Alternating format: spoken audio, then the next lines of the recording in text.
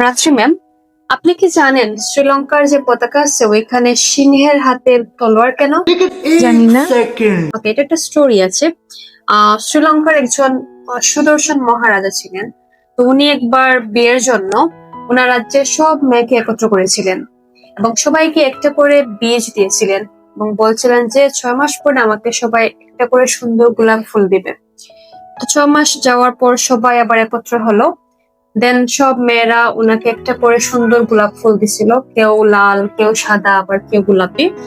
তো এখান থেকে একটা মেয়ে দেয় নাই ওনাকে গোলাপ। তো উনি আসলে একটু অবাক হলেন এবং ওনাকে জিজ্ঞেস করলেন যে সবাই তো আমাকে দিচ্ছে, তুমি কেন আমাকে দাও নাই? তো মেয়েটা বললো যে আপনি তো আমাদেরকে গোলাপের বীজ দেন নাই, আপনি তো আমাদেরকে অন্য বীজ দিয়েছিলেন, তাহলে আমি গোলাপ কোত্থেকে পাবো? তো রাজা আসলে একটু অবাক হলেন ওনার সততা দেখে এবং ওনাকে রানী হিসেবে নির্বাচিত করলেন। তো তারপর ওনাকে বললেন যে তুমি আর কি চাও, তুমি যাই চাইবা তাই পাবা। তো মেয়েটা বলছিল যে প্রাক্সিস উপসরেও সিরিয়াস কোর্স করতে চায়, কারণ এখানে অনেক সুবিধা পাবে এবং এর পাশাপাশি আরো কিছু কোর্স আছে, যেমন স্পোকেন, লাইফ স্কিলস, পিসিও, মানে ও সবগুলা কোর্স এখানে করতে চায়। শ্রীলঙ্কার পতাকার সাথে প্রাক্সিসের কি সম্পর্ক? মানে কিছু তো একটা হতে পারে, জানি না।